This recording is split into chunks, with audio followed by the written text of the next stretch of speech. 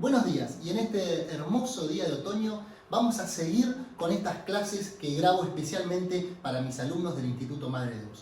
Antes de empezar quería agradecerles por los comentarios positivos y por los likes, me gusta y todo lo que me han dejado y que me estimula a seguir grabando estas clases para ustedes. Así que basta de preámbulos y hoy nos vamos a dedicar a uno de los temas más importantes de lo que es la clínica del adulto mayor. Y en este caso hoy nos vamos a dedicar a diabetes mellitus, ¿sí? O la famosa diabetes. ¿Y por qué digo que es uno de los principales temas que uno como profesional de la salud tiene que abarcar? ¿Por qué? Porque es la enfermedad crónica más frecuente de los adultos, ¿sí?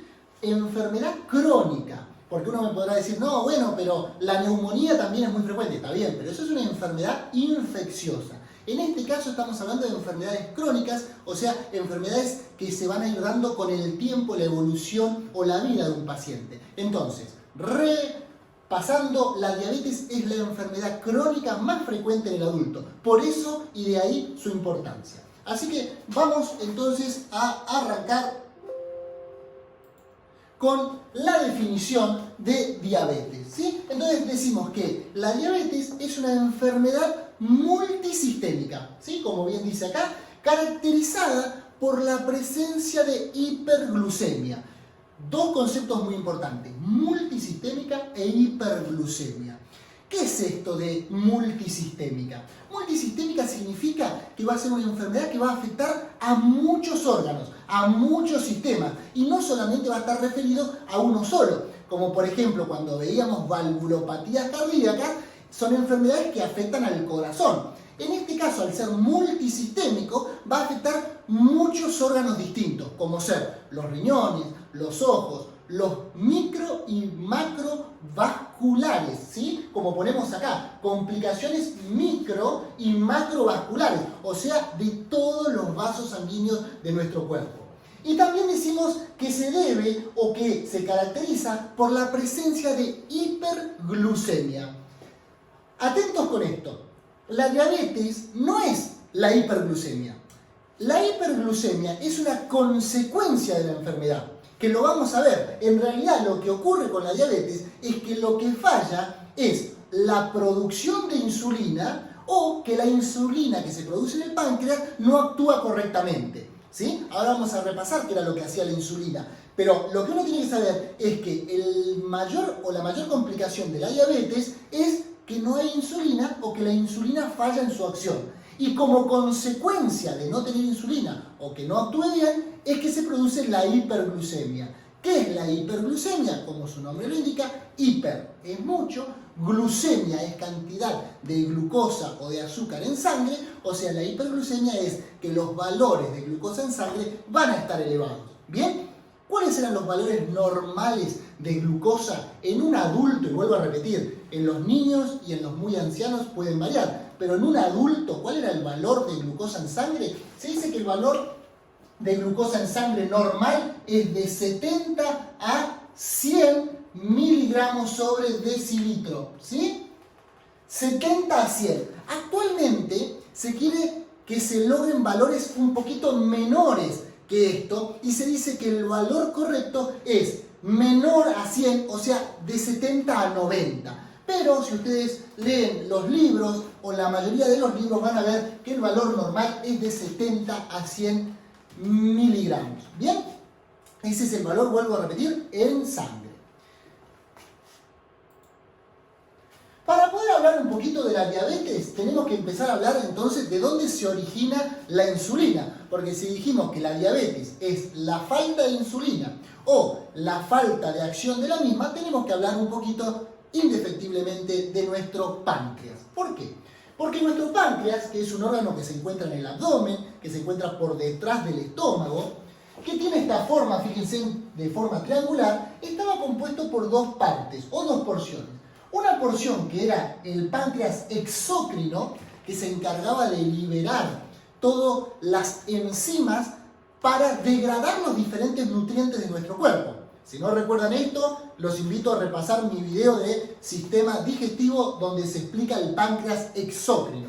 Pero también nuestro páncreas estaba compuesto por lo que se denominan islotes de Langerhans, ¿sí? ¿Y qué son los islotes de Langerhans? Son unas estructuras glandulares de forma esférica que se encuentran distribuidos dentro de nuestro páncreas. Y es justamente en esos islotes de Langerhans donde se encuentran las células que van a producir o que van a secretar la hormona insulina. Ojo, como vamos a ver en esta siguiente diapositiva, el islote de Langerhans está compuesto por varias células, no solamente por las que producen insulina, sino que van a estar compuestos estos islotes por 4 tipos diferentes de células. Las principales, que ocupan del 60 al 80% de las células, se denominan células beta, ¿sí? Células beta son las encargadas de liberar insulina. Por otro lado tenemos las células alfa, que se van a encargar de liberar glucagón. Después están las células delta, que van a liberar somatostatina, y después van a haber unas células que se llaman células PP, que liberan polipéptido pancreático. Yo hoy me voy a dedicar fundamentalmente a la acción y a la no acción de la insulina. Pero para que tengan una idea general, la insulina y el glucagón tienen funciones antagónicas. ¿Qué es esto? Si la insulina produce la hipoglucemia, ¿sí? Cuando uno libera insulina, produce el descenso de la glucosa en sangre. En cambio, el glucagón produce el aumento de la glucosa en sangre. ¿Por qué hago esta aclaración? Porque uno normalmente lo que hace es fijarse diabetes, hiperglucemia, insulina. Entonces, cuando uno les pregunta cuál es la función de la insulina, uno tiende a asociarla a la diabetes y dice hiperglucemia. No, es justamente lo contrario. El no tener insulina produce hiperglucemia, ¿sí? Porque la insulina tiene por función ser una hormona o sea, bajar, hipoglucemiante, bajar la glucosa en sangre, ¿sí? Entonces, la diabetes tener un problema con esta hormona, al no producirla, por ejemplo, va a producir que no haya una hipoglucemia y se van a disparar los valores produciendo una hiperglucemia. Pero no asociar la insulina a la hiperglucemia como función, porque es justamente lo contrario. La hormona que produce la hiperglucemia es el glucagón, ¿sí? ¿Cuándo voy a necesitar la acción de la hormona glucagón? Por ejemplo, cuando vaya a hacer actividad física. Cuando yo empiece a hacer actividad física, mis músculos van a requerir energía. La energía es la glucosa. Entonces, el glucagón lo que va a hacer es producir hiperglucemia, o sea, volcar glucosa a la sangre para que la sangre lleve energía a los músculos. Una vez que pasó la actividad física, el glucagón va a descender y va a actuar la insulina, produciendo ¿qué? Bajando los niveles de glucosa en sangre, ¿sí? Para que se normalice todo esto. Entonces, de la interrelación entre la insulina hipoglucemiante y el glucagón hiperglucemiante es que nosotros vamos a mantener constante los niveles de glucosa en sangre. ¿Para qué necesito mantener constante los niveles de glucosa en sangre? ¿Por qué? Porque nuestro cerebro fundamentalmente se alimenta solamente de glucosa, ¿sí? El cerebro es muy exquisito con la manera que tienen sus neuronas de formar ATP o de formar energía. ¿Y cuál es la manera de formarlo? A través de la glucosa. Por eso nuestro cuerpo tiene que mantener niveles de glucosa normales para que nuestro cerebro funcione correctamente. Cuando se produce un descenso de la glucosa en sangre, o sea, una hipoglucemia, uno de los órganos que primero falla es nuestro cerebro. Por eso vamos a ver un poquito más adelante que la sintomatología de la hipoglucemia son mareos, cefalea y después nos puede llevar al coma y la muerte. ¿Bien? En cambio, la sintomatología de la hiperglucemia es una sintomatología que no es aguda, sino que se va a manifestar crónicamente. Pero no me quiero adelantar, no los quiero aburrir y sigamos avanzando de a poquito. Vamos entonces, dijimos que el islote era la parte endocrina del páncreas, que tenía 4 células, sobre todo las que vamos a ver hoy son las células beta, que liberaban la insulina. ¿Y qué hacía la insulina? Fíjense en el nombre, ¿no? insulina. Insulina viene de isla, de ínsula, ¿sí? ¿Por qué? Porque justamente ¿dónde se produce? En los islotes, que son como estas islas que se encuentran dentro del páncreas. Entonces, la función de la insulina es de ser hipoglucemiante. ¿Cómo hace para ser hipoglucemiante? Lo que hace es tener unos receptores en el hígado, en el músculo y en el cerebro, que lo que hacen es, una vez que este receptor, que se llaman receptores GLUT, ¿sí? Hay varios tipos, hay GLUT1, GLUT2, GLUT3, GLUT4, no interesa tanto, pero sepan que son los receptores que tienen las células. Estos receptores son estimulados, ¿sí? Viene la insulina y los estimula, la insulina. ¿Y qué le dice a estos receptores? Internalizar la glucosa, ¿sí? El receptor se activa, la glucosa se pega al receptor y por medio de un canal, él o la glucosa que está circulando en la sangre ingresa a la célula. Entonces, ¿por qué medios baja la insulina, la glucosa en la sangre? Internalizando o sacando la glucosa y metiéndola, ¿sí?, dentro de la célula. Una vez que esa glucosa se introdujo dentro de la célula, dependiendo en qué tejido está, es lo que va a producir. Si esa glucosa entró en el cerebro, va a ser usado para formar ATP. Si esa glucosa entró en el hígado tenía funciones de reserva.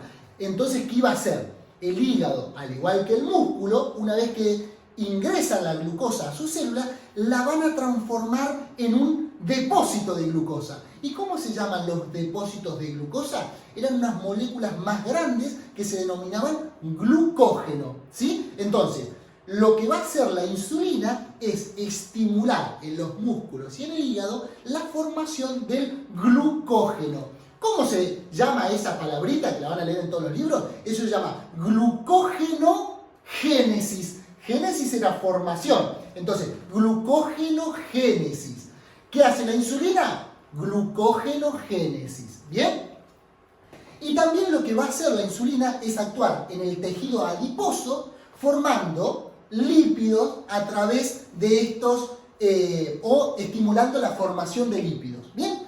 Entonces, la insulina, principal función, hipoglucemiante, donde actúa en muchos órganos, pero sobre todo facilita la incorporación de la glucosa, que la saco de la sangre y la meto dentro de la célula hepática, en el hepatocito, y dentro de la célula muscular, en el miocito. ¿Bien? ¿Por qué les aclaro esto? Porque habíamos dicho que la diabetes era ¿qué? Y esto lo vamos a ver acá. ¿Qué era la diabetes? La diabetes era la falla o la falta de insulina. Y según sea la falta o la falla de insulina, con lo que va a llevar, o sea, todas las funciones de la insulina van a dejar de estar, ¿qué voy a poder diferenciar? En que hay tres tipos fundamentales de diabetes, ¿sí? Tenemos la diabetes tipo 1, como decimos acá, o diabetes mellitus, como es su verdadero nombre, tipo 1, también llamada insulino dependiente o diabetes juvenil. ¿Qué es esto? La diabetes tipo 1 es la que se produce por la falta de insulina. ¿Cómo es esto? Cuando una persona nace, y no se sabe por qué, pero se postula que son causas genéticas, hereditarias, se empieza a producir una destrucción, ¿sí?, que comienza de a poquito y después se hace más evidente, de las células beta del páncreas. Esto no es que uno nace sin células beta, no, uno nace y por un proceso generalmente autoinmune se empiezan a destruir las células beta. ¿Y qué es lo que ocurre? Con el tiempo, nuestro páncreas empieza a generar cada vez menos insulina hasta que llega un momento que no se produce más insulina. Entonces, la diabetes tipo 1 o insulino dependiente, porque ese es el tratamiento que vamos a usar, es aquella que existe una falta total de insulina, que se da con el tiempo, ojo, pero que ocurre desde el momento del nacimiento. Entonces, es una diabetes que generalmente se presenta en el niño o en menores de 30 años. Según el grado de destrucción de las células beta, es que comienza antes o después. ¿Bien? Entonces, fíjense, yo les aclaré acá que hasta que no se produzca el 85% de destrucción de las células beta, es que no nos da síntomas.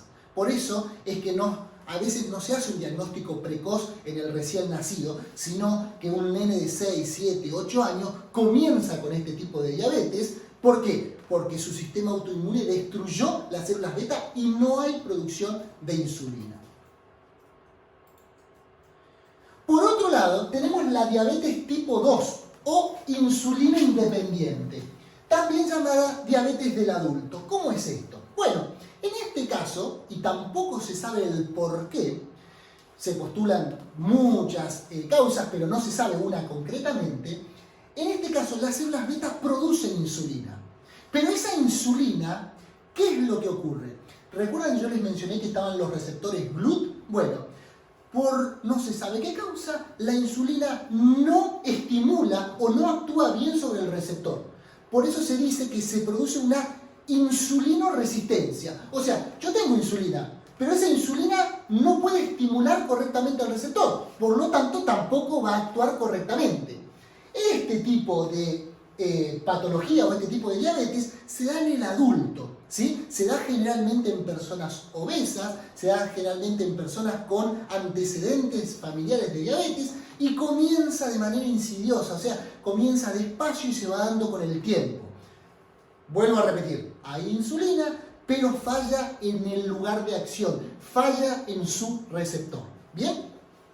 Y por último, el tercer tipo de diabetes que tenemos es la famosa diabetes gestacional.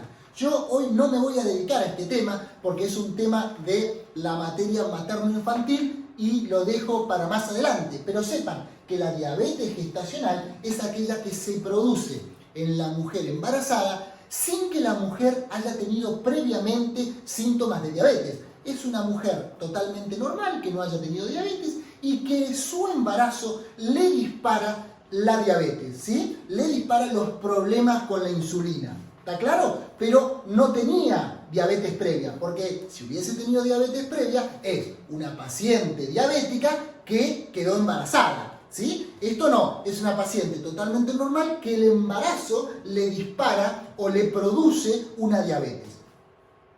Sigamos avanzando. Y vamos a empezar ahora a hablar de cada uno de los tipos de diabetes. Y vamos a empezar con la diabetes tipo 1 o diabetes infantil. Fíjense, es de aparición brusca, generalmente menor a los 30 años. Un poquito de esto ya habíamos visto. Y lo que quiero que recuerden es que se producen los denominados síntomas cardinales, ¿sí? O síntomas mayores de la diabetes. ¿Cuáles son? Poliuria, polidipsia y polifagia, ¿sí? Poliuria, aumento de la secreción de orina, aumento de la micción. Polidipsia, aumento de la sed. El paciente, obviamente, si yo empiezo a eliminar más cantidad de orina, ¿qué voy a tratar de hacer? Para compensar esa pérdida de líquido, me va a aumentar la sed para reincorporar agua, ¿bien? Pero también se va a producir una polifagia, o sea, aumento del apetito. ¿Por qué? Porque como vamos a ver, la insulina, al no actuar correctamente, el metabolismo de los lípidos, de los hidratos de carbono, de las proteínas, se encuentra alterado. Y eso me va a llevar también a tener mayor apetito. Y lo que les aclaro también es que es muy frecuente la aparición de cetoacidosis. Y acá hago un pequeño paréntesis. Cetoacidosis. Ceto viene de cuerpos cetónicos y acidosis viene justamente de acidosis y en este caso acidosis metabólica. ¿Por qué? Porque en la diabetes, al no tener insulina, ¿sí? Se va a producir que los receptores GLUT del cerebro no van a poder actuar y no van a poder incorporar la glucosa que está circulando en la sangre, ¿sí? Yo tengo hiperglucemia, o sea, mi sangre tiene niveles elevados de glucosa, pero esa glucosa no la puedo incorporar a los tejidos, sigue circulando en sangre, ¿bien? Entonces, porque eso es, uno se tiende a confundirse, pero ¿cómo? Si tengo alto la glucosa, ¿por qué el cerebro se queda sin glucosa? Porque la función de la insulina es sacar la glucosa de la sangre y hacerla que entre en las células. como la insulina, en este caso diabetes tipo 1, no existe, no puede ingresar la glucosa al cerebro. Como no ingresa la glucosa a las neuronas, no al cerebro, el cerebro necesita alimentarse de alguna manera. ¿Y qué es lo que hace el hígado para compensar, ¿sí? Para compensar esa falta de entrada de glucosa al cerebro? Le envía otro sustrato nutricional. ¿Cuál es el sustrato nutricional? Los cuerpos cetónicos, ¿sí? O en realidad son unos tipos de lípidos, ¿bien? De cadena corta que tienen la capacidad de entrar al cerebro y generar energía. Entonces, como no puedo usar glucosa, utilizo otro tipo de sustrato energético. ¿Cuál? Cuerpos cetónicos. ¿Cuál es el problema de los cuerpos cetónicos? Que la degradación de los cuerpos cetónicos producen que para compensar los cuerpos cetónicos que son ácidos, se utilice mucho bicarbonato. Al perder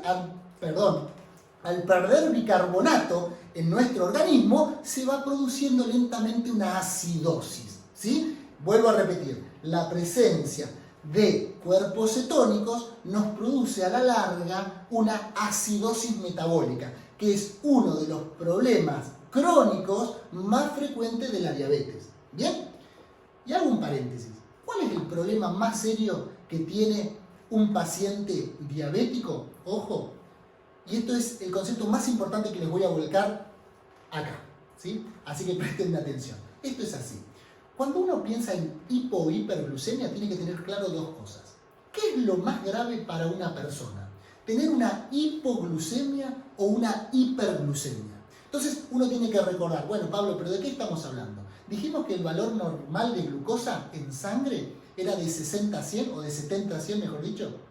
Por debajo de 60 se habla de hipoglucemia moderada. Y por debajo de 40 se habla de hipoglucemia severa. De hecho, por debajo de 40 miligramos empieza a complicarse las funciones cerebrales, con lo que esto nos lleva al coma y la muerte, ¿sí? En cambio, una hiperglucemia de 300, 400 miligramos no produce ningún síntoma agudo en el paciente. Puede producir un poquito de cefalea, puede producir malestares generales, pero no produce nada agudo.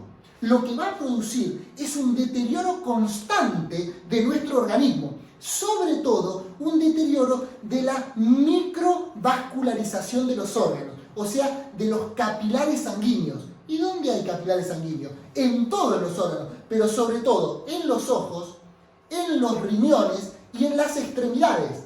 Entonces, ese paciente con hiperglucemia va a tener problemas crónicos, o sea, a los 5, 10, 20 años del inicio de su enfermedad, pero no se me va a morir en el agudo. En cambio, una hipoglucemia, si yo no la trato en los primeros 5 minutos, el paciente se puede morir, ¿sí? ¿Por qué? Porque deja de llegar el sustrato energético al cerebro y se empiezan a apagar las funciones cerebrales. El paciente empieza con mareos, ¿sí? Puede empezar con síndromes neurovegetativos tipo vómitos, puede relajar esfínteres, pero en definitiva el cerebro va a empezar a apagar sectores hasta que se apaga completamente el cerebro y entramos en un coma y en la muerte. ¿Queda claro? Entonces, lo más grave de las patologías que tienen que ver con la hipo o la hiperglucemia es que la hipoglucemia severa es una patología aguda a tratar en pocos minutos, porque el paciente se muere, ¿sí? Es pero muy evidente la mejoría luego de tratar a un paciente hipoglucémico. Me ha pasado muchas veces en el hospital que un paciente lo veo adelante mío que empieza a desvanecerse, le empieza a faltar el habla, ¿sí? Empieza, me muero, y no sabe cómo expresarte que se está muriendo, y uno en ese momento le pone una vía, ¿sí? Inmediatamente, y le pasa un glucosado hipertónico, es como darle un bolo de hidratos de carbono, de glucosa, y el paciente que está, me muero, hace, ¡oh! Gracias, te dice, ¿sí? Porque sabe lo que le está pasando y sabe que inmediatamente entra la glucosa al torrente sanguíneo y vuelve a revivir. ¿Bien? Hipoglucemia, gravísimo, problema agudo. Hiperglucemia es grave, pero patología crónica. ¿Bien? Aclarado esto que me parecía muy importante. ¿Por qué? Porque dentro de las patologías crónicas que me va a dar la hiperglucemia, tenemos esto de la acidosis diabética. Sigamos avanzando. Como verán, la clase de hoy no es un resumen, chicos.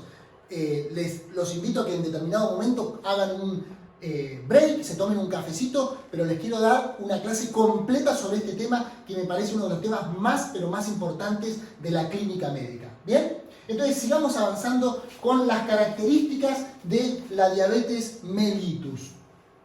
Dijimos que al no haber insulina se produce, fíjense, una glucogenólisis, ¿sí? Glucógeno, lisis. Lisis es ruptura descontrolada en el hígado.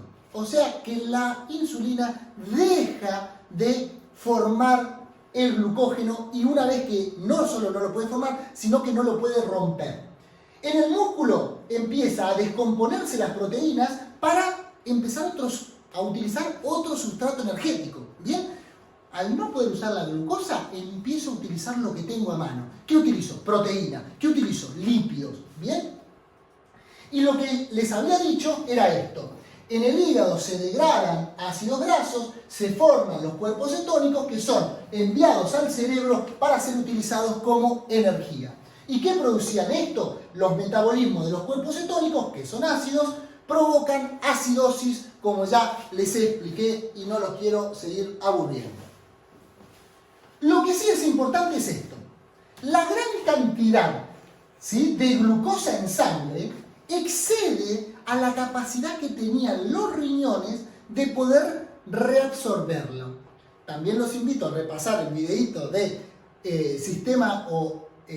aparato renal, donde explico la filtración glomerular y lo que pasa con la glucosa. Si no, hacen un break, repasan ese videíto y vuelven acá. Entonces, los riñones filtraban toda la glucosa que estaba en la sangre. Y luego en los túbulos se reabsorbía la glucosa. Eso en condiciones normales. Cuando esa glucosa es exagerada, o sea, hay mucha glucosa circulando en sangre, el riñón no tiene la capacidad de reabsorberla completamente. ¿Y qué ocurría? Parte de la glucosa se nos iba por orina. ¿Y qué produce la glucosa que empieza a circular por los túbulos renales? Empieza a arrastrar osmóticamente agua. Entonces, no solo se va a escapar glucosa por orina, o sea, no solo el paciente va a orinar una orina con glucosa, que eso se llama glucosuria, sino que además, como esa glucosa circula por los túbulos de la nefrona, no me salía la palabra, de la nefrona del riñón, arrastra consigo agua y hace que el paciente orine más. ¿Recuerdan que habíamos dicho que tenía poliuria? ¿Quién produce la poliuria? La presencia de glucosa en los túbulos renales, ¿sí? Todo tiene que ver con todo. Como produce esa glucosa poliuria, también va a tener polidipsia, o sea, mayor apetito por mayor sed, ¿sí? Bueno, sigamos avanzando. Eso entonces es la diabetes tipo 1. Diabetes tipo 1, no tengo insulina y se produce sobre todo en personas jóvenes con estos síntomas cardinales que les acabo de mencionar. ¿Cuál es la diabetes tipo 2? La diabetes tipo 2, dijimos, comienza generalmente en personas mayores, en personas con sobrepeso o obesas. Suele darse más frecuentemente, como les pongo, en pacientes obesos y no suele presentar los síntomas cardinales, porque es como que se va dando de a poquito. El paciente tiene a la larga una orina con glucosa, o sea, tiene glucosuria, pero se va dando con el tiempo. Generalmente en estos pacientes empiezan a aparecer otras complicaciones previas, como que se lastima los pies y no se cicatriza rápidamente, como que empieza a tener problemas con la retina y empieza a tener dificultad con la vista, como empieza a tener algunos problemas que no controla bien su peso, que hay algo que empieza a molestarle en todos sus órganos, que sus riñones empiezan a fallar. Entonces cuando uno empieza a realizar algunos exámenes, ve que en un examen de laboratorio aparecen niveles elevados de glucosa, ¿sí? Entonces, la diabetes tipo 2 comienza con el tiempo, generalmente en personas adultas, y no presenta estos síntomas, estos 3 síntomas que habíamos visto antes, sino otras complicaciones como adyacentes o alrededor al problema central.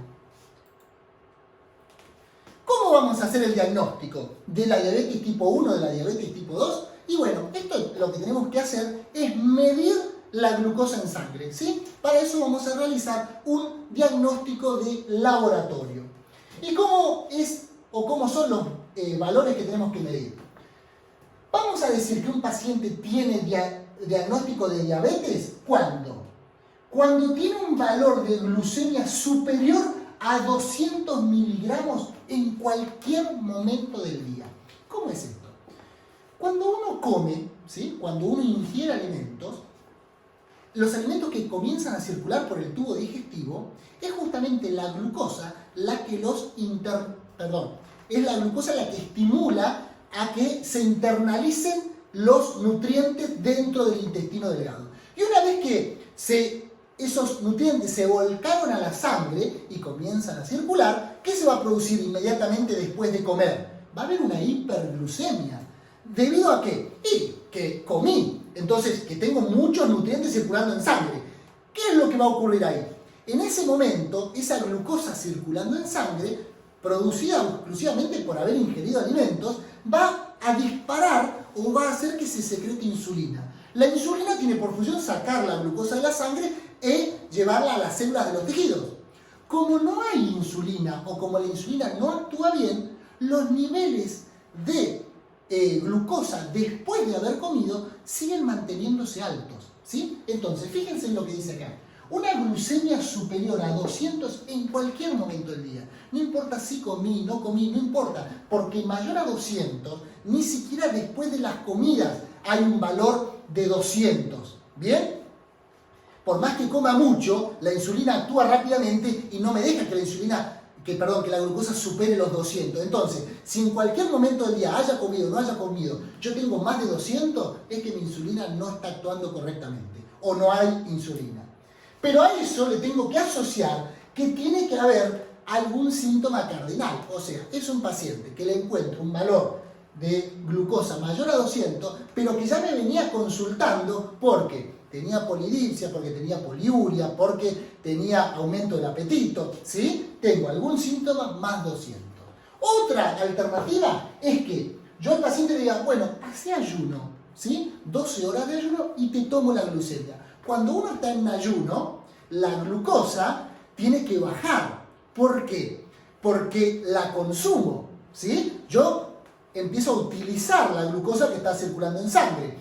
¿Vieron que cuando ustedes pasan bastante tiempo sin comer o sin desayunar o algo, se sienten medio flojos? Bueno, es porque la glucosa está bajando.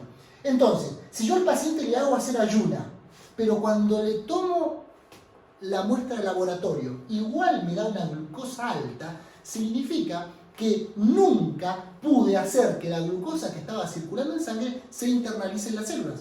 Eso me habla de una falla, ¿sí?, de la insulina también. Entonces, dos casos. Mayor a 200 en cualquier momento o en ayuna mayor a 126. ¿Sí? También lo último que se puede hacer es qué pasa con lo siguiente. Vamos a suponer que un paciente lo tengo ahí, al límite, en 120, 125. Lo que yo puedo realizarle es lo que se denomina una prueba de tolerancia oral a la glucosa.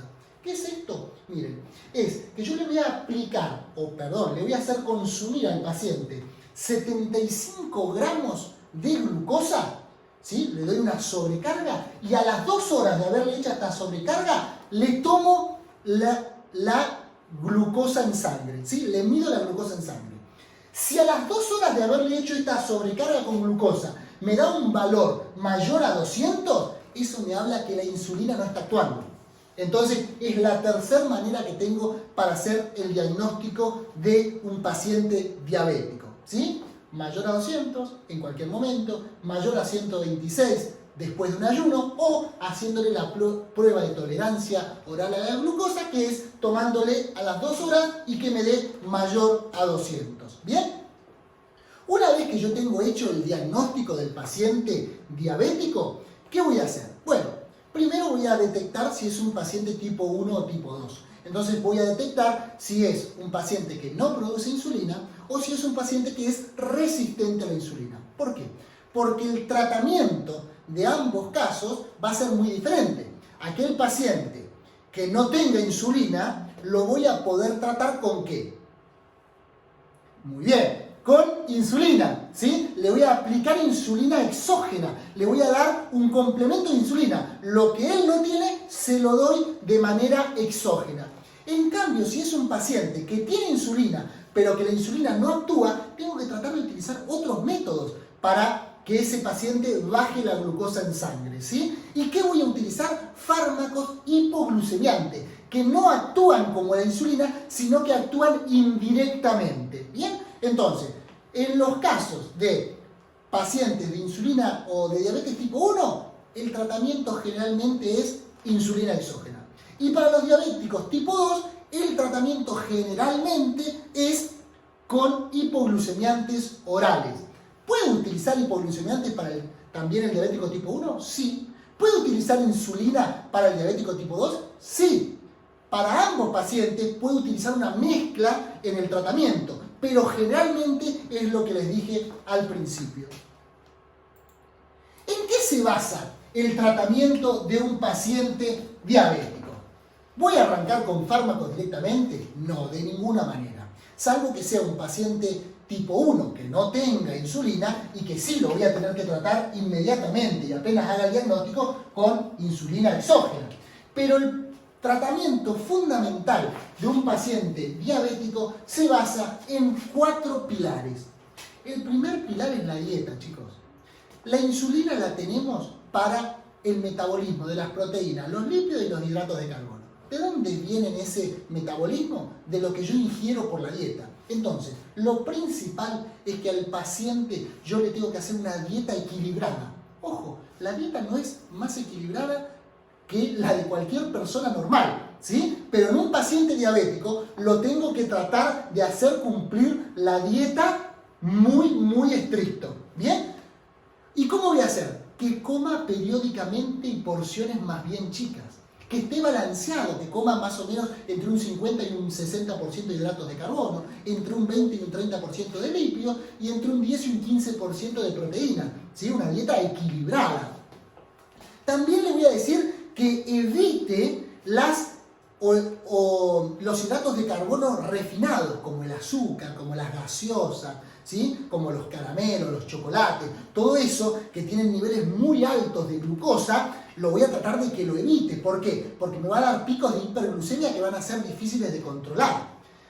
También, aparte de la dieta, lo que voy a tratar de hacer en este paciente es que haga ejercicio. El ejercicio lleva a un buen mantenimiento del peso, lleva a que todos nuestros órganos funcionen correctamente, pero este ejercicio, ¿qué va a hacer?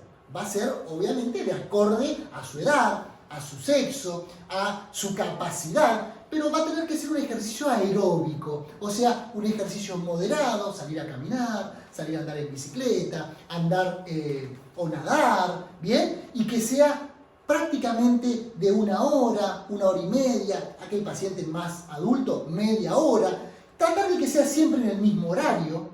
Y una de las cosas muy importantes que a veces como personal de la salud no tenemos en cuenta es lo siguiente. Yo le digo, sí, haz ejercicio, pero ojo, le estoy diciendo a un paciente diabético. ¿Qué significa esto? Que cada vez que diga que salga a trotar, por ejemplo, le tengo que decir que cuando vuelva se revise los pies. Habíamos visto que las complicaciones de la diabetes eran microvasculares en los dedos, en la retina, en los riñones, pero sobre todo en los dedos de los pies. Entonces, si ese paciente salió a trotar y usó un calzado que no era correcto, se puede lastimar un dedo y sabemos que esa lastimadura le puede producir una falla en la cicatrización, con todo lo que eso produce, ¿sí? Entonces, aparte de instruirlo a una dieta correcta como personal de la salud, de hacer lo que controle su dieta, de hacer lo que se mira la glucosa con los test que tiene, de recomendarle el ejercicio, también le tengo que explicar lo que es la diabetes, también le tengo que explicar lo que son las consecuencias de esta patología y le tengo que enseñar a revisarse los pies, le tengo que enseñar a cortarse las uñas, le tengo que enseñar un montón de cosas como personal de la salud, ¿sí? No solamente, bueno, usted tiene que tomar esto, no, le voy a explicar cómo es su patología, en qué consiste, en cómo cuidarse, cómo es esto de la dieta equilibrada, cómo es esto del ejercicio, ¿bien? ¿Por qué aclaro esto? Porque estas son las tareas del enfermero, ¿sí? La tarea del enfermero no solo va a ser hacer el diagnóstico, hacer una dieta o recomendarle hacer ejercicio, sino es orientar al paciente en todo lo que tiene que ver con su enfermedad. Y obviamente, si después ese paciente viene con una lastimadura, una escara en los pies, se lo voy a curar, se lo voy a explicar, se lo voy a higienizar. ¿Está claro? Y ahora sí, una vez que uno de los pilares era la dieta, otro de los pilares era el ejercicio, vamos a arrancar con este tema de los fármacos y la insulina. Hay múltiples fármacos hipoglucemiantes, ¿sí? Presten atención, hipoglucemiante. La insulina deja de actuar, deja de cumplir su función hipoglucemiante. Entonces, uno de los fármacos hipoglucemiantes se denomina, o un grupo de ellos se denominan inhibidores de la alfa-glucosidasa, ¿sí? La alfa-glucosidasa es una enzima que se encuentra sobre todo en los intestinos, produciendo ¿qué? Miren, retrasan la absorción intestinal de los carbohidratos. ¿Qué es lo que voy a hacer con esto? Que el paciente cada vez que coma le cueste que esos hidratos de carbono sean pasados del tubo digestivo a la sangre. ¿Por qué? Porque inhiben la alfa-glucosidasa. ¿Bien? Entonces, ¿cuándo voy a darle este fármaco? Si es para que se inhiba la absorción de glucosa. Y en las comidas. ¿Bien? O sea, antes de comer o durante las comidas, yo le doy un fármaco que lo que va a hacer es que el paciente no pueda incorporar los hidratos de carbono. De esa manera, nunca voy a tener muchos hidratos de carbono circulando en sangre. ¿Bien? Una de las cosas principales que tienen estos fármacos es que no presentan riesgos de hipoglucemia, porque solamente trabajan sobre lo que voy a absorber del tubo digestivo. Se dan en pacientes recientes o diabetes leve, porque no son muy efectivos para controlar la hiperglucemia. Y como efectos adversos podemos tener flatulencias, distensión abdominal, diarrea, porque esos hidratos de carbono que no son absorbidos correctamente siguen circulando por el tubo digestivo y producen estos malestares digestivos, ¿sí? ¿Cómo es el principal, o cómo se llama la droga principal? Es la acarbosa, ¿bien? El principal inhibidor de la alfa-glucosidasa es la acarbosa. Acá les puse un nombre comercial, que es uno de los más conocidos, pero bueno. ¿Cuándo se utiliza la acarbosa? Fíjense, generalmente en pacientes de diabetes tipo 2. Dijimos que para el tipo 1, principal tratamiento insulina. Entonces, todos estos que vamos a ver ahora, generalmente se utilizan en pacientes con diabetes tipo 2. ¿Se pueden usar en tipo 1? Sí, también se pueden usar como terapia coadyuvante, o sea, de ayuda a la insulina. Pero sepamos que el diabético tipo 1 usa insulina. ¿Cómo viene esta droga? Esta droga viene en presentaciones de 50, en comprimidos de 50 miligramos, se toma vía oral, ¿sí? ¿Por qué hago también esta aclaración? Porque la insulina, chicos, para aplicársela, hay que aplicársela vía subcutánea, con unas jeringuitas muy finitas, ¿sí? Pero hay que aplicarla o en el abdomen o en el muslo, de manera subcutánea. O sea, es un paciente el que se aplica insulina que durante toda su vida va a tener que pincharse o el abdomen o el muslo. En cambio, la ventaja que tienen estas drogas, los hipoglucemiantes, es que su tratamiento es vía oral. Entonces es un tratamiento más llevadero para el paciente. Pero bueno, el paciente tipo 1 no tiene otra alternativa que esto de la insulina. En cambio, el tipo 2 le puedo dar tratamientos con hipoglucemiantes orales. ¿Y cuál es la dosis? Se utiliza un comprimido generalmente 3 veces por día en las 3 comidas: desayuno, almuerzo y cena. ¿Bien? Posteriormente, según cómo vaya actuando, como todas las drogas, puedo ir regulando para un poquito más o un poquito menos, más o menos comprimidos, ¿sí? Un ejemplo de nuestra famosa Glucovay, ¿sí? la cajita más conocida. Otro de los grandes fármacos o otro de los grandes hipoglucemiantes orales son las famosas biguanidas, que la más conocida de todas es la metformina, ¿sí? ¿Qué hace la metformina? Disminuye la producción de glucosa en el hígado. Esta tiene ya una función bastante importante a nivel de la célula hepática. ¿Qué es lo que hace? Que no se produzca glucosa nueva. Eso se llama gluconeogénesis, ¿sí? Gluconeogénesis. No formo glucosa nueva en el hígado. La que incorporé por la dieta la incorporé, pero le digo al hígado, che, no me formen más glucosa, porque no la voy a poder manejar después. Entonces, la metformina trabaja directamente a nivel del hígado, ¿sí? Produciendo o no produciendo glucosa. Y también mejora la captación de glucosa en el músculo. Una vez que la glucosa circula en la sangre, la puedo internalizar en la célula muscular, para que el músculo la utilice para formar energía o ATP. ¿Sí? O sea, aumenta la acción de la insulina directamente en el receptor. Este es un fármaco extremadamente usado, ¿sí?, en los diabéticos tipo 2. Y como efecto adverso tiene gastrointestinal y acidosis láctica. ¿Bien? Produce acidosis porque la célula comienza a realizar lo que se denomina la formación de ATP sin oxígeno, y eso produce mucho lactato con la consecuencia de una acidosis láctica. Obviamente, esto si no controlamos bien la medicación. ¿Cómo viene la metformina? Vienen comprimidos de 500 o 850 miligramos. ¿Cuánto se toma? Generalmente 2 veces al día 500 miligramos o una sola vez al día cuando el paciente es un paciente a veces mayor o que le cuesta recordar todas las medicaciones que tiene que tomar. Entonces se puede optar por dar una sola pastilla de 850 miligramos al día. Acá tenemos el ejemplo de la metformina, ¿sí? Les pongo diferentes marcas para que después nos digan que a mí me paga un laboratorio, ni nada de eso. Les voy tratando de poner diferentes marcas comerciales, etc. Vamos a otro tipo de hipoglucemiantes orales. Vuelvo a repetir, hay muchos tipos de hipoglucemiantes orales y todos actúan en diferentes lugares de la célula o de los receptores. Por eso, en los pacientes que empiezan a tener complicaciones con el tratamiento, se utiliza una mezcla de hipoglucemiantes, ¿sí? No se utiliza uno solo generalmente, sino que se utiliza una mezcla de varios, o si no, lo que se hace es con el tiempo ir rotando los diferentes tipos de medicamentos para que las células no se acostumbren, ¿sí?, o generen tolerancia a algún medicamento. Otro tipo de medicamentos o de hipoglucemiantes orales son las sulfonilureas, ¿sí?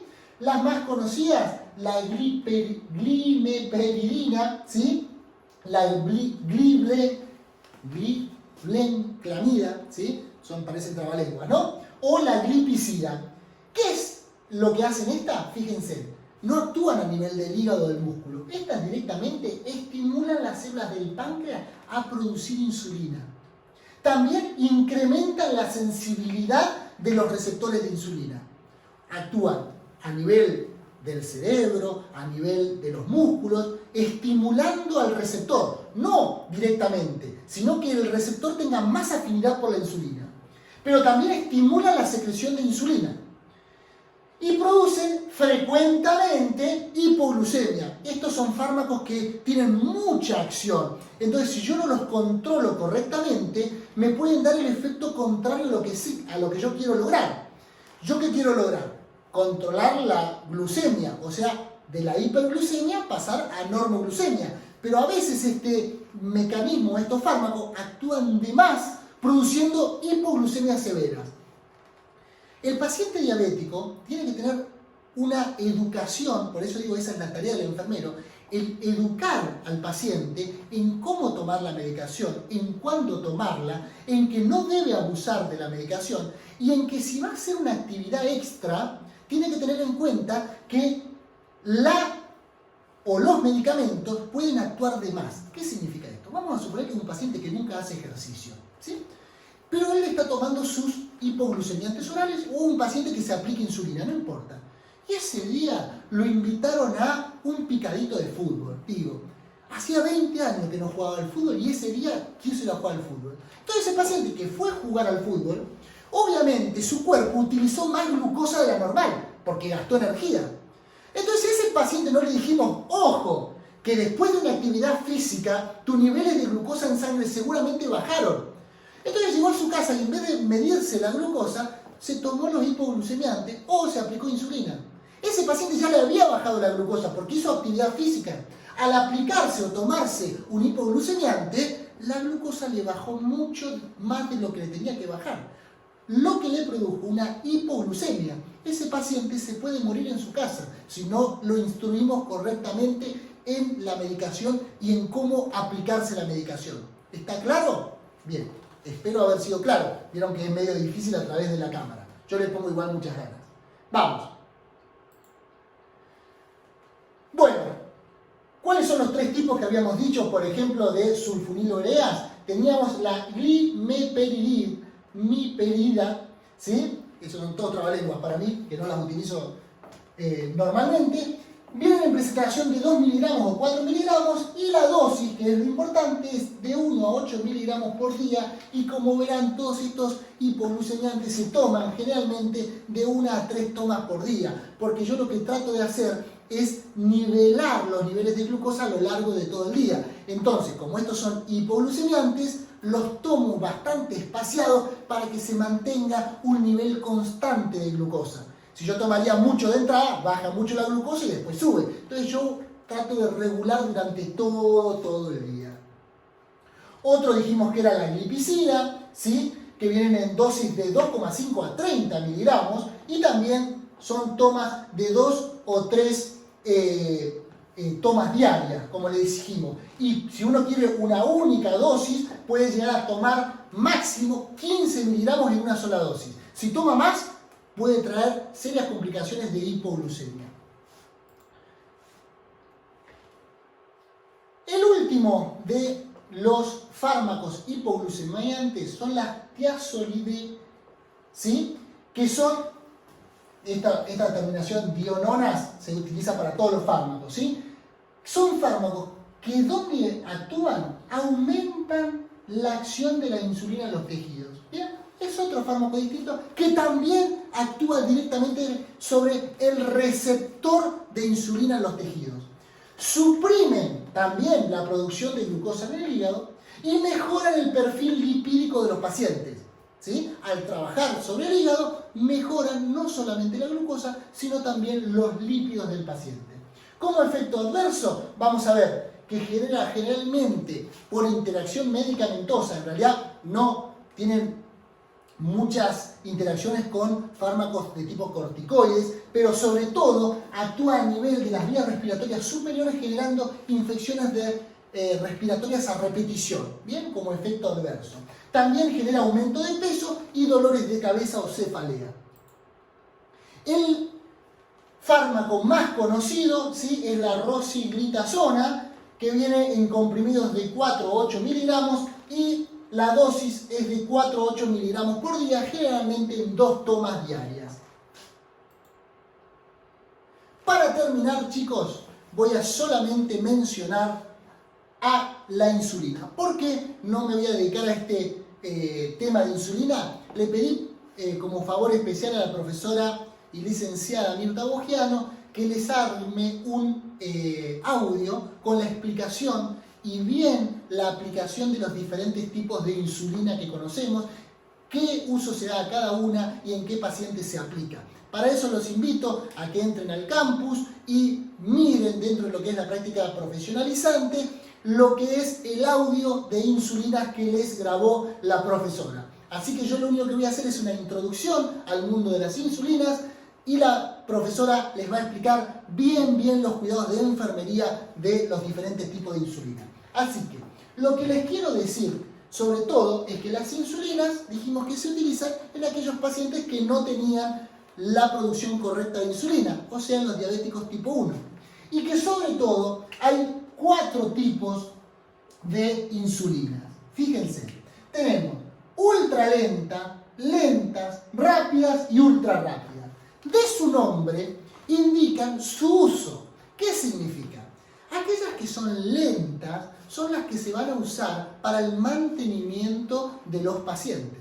En cambio, aquellas rápidas o ultra rápidas generalmente se utilizan para la corrección en casos de hiperglucemias severas. ¿Sí? Cuando yo tengo un paciente que tiene hiperglucemia y no se la puedo bajar con nada, le puedo aplicar una insulina ultra rápida para rápidamente bajarle el valor y compensarlo. Y después va a seguir con su tratamiento normal. Otra de las cosas importantes de las insulinas es dónde se aplican. A diferencia de los hipoglucemiantes orales, en vez de darse de manera oral, hay que aplicarse vía subcutánea, ¿sí? En el muslo o en el abdomen, ¿bien? Y lo otro que tienen que tener en cuenta es el inicio del efecto, o sea, una vez que yo me la apliqué, va a tener un tiempo en que comience a actuar. Si se fijan, la ultra rápida actúa antes de los 15 minutos, o sea, es prácticamente inmediato. Y también lo otro que van a tener que tener en cuenta de las insulinas es cuánto tiempo van a actuar. Por ejemplo, la ultra lenta tiene una duración de acción de hasta 24 horas. Entonces, una vez que yo empiezo con el tratamiento de esa, la puedo tener una aplicación en el tiempo más espaciado, si así se quiere. ¿Bien? Bueno, como siempre digo, espero haber sido claro. Sobre todo me interesa que tengan en cuenta que el paciente diabético es un paciente que tenemos que educar, ¿sí? Esa es la palabra que quiero que se lleven de eso. Que sepan que la hipoglucemia es una patología muy severa y le tenemos que explicar al paciente lo que tiene que hacer para que no se le produzca una hipoglucemia severa. Que la hiperglucemia traía complicaciones a la larga y que me va a traer problemas en los riñones, con falla en la filtración glomerular, que me va a traer problemas en la micro y en la macrovascularización. Entonces voy a tener problemas en la cicatrización de las heridas, voy a tener problemas con las retinas, voy a tener problemas con un montón de órganos si yo no los trato correctamente. Ahora bien, un paciente diabético bien controlado y bien tratado es un paciente que prácticamente, y cuidándose un poquito, tiene una vida normal. Por eso es que es tan, pero tan importante la buena educación del paciente diabético. Educación y control, para evitar que un tratamiento agudo. El tratamiento prolongado en el tiempo, pero tratar de evitar patologías agudas. Los vuelvo a dejar, les dejo un afectuoso saludo y espero sus comentarios. Nos vemos la próxima.